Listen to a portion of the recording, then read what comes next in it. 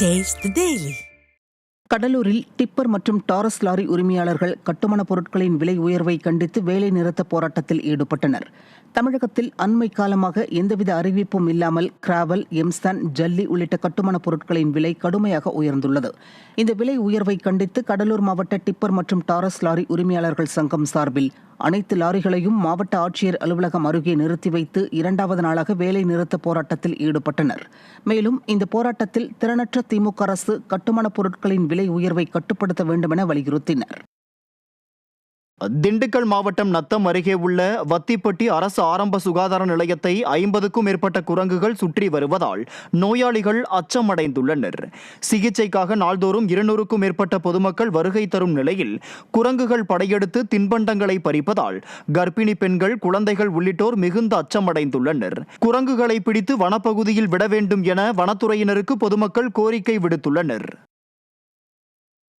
தாம்பரத்தில் அடிப்படை வசதிகள் நிறைவேற்றப்படாததை கண்டித்து மாநகராட்சி அலுவலகத்தை குடியிருப்பு சங்க நிர்வாகிகள் முற்றுகையிட்டு போராட்டத்தில் ஈடுபட்டதால் பரபரப்பு ஏற்பட்டது.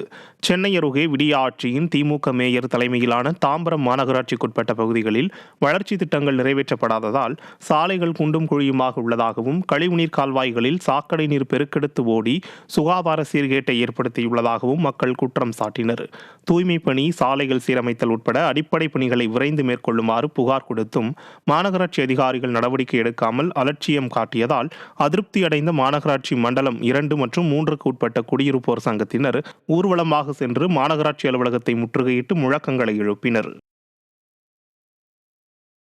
மயிலாடுதுறை அருகே உள்ள கோனேரி ராஜபுரத்தில் சித்ரா பௌர்ணமியை முன்னிட்டு ஒரே நேரத்தில் 2200 கலைஞர்கள் பரதநாட்டியத்தை அரங்கேற்றியது பார்வையாளர்களை வியப்பில் ஆழ்த்தியது.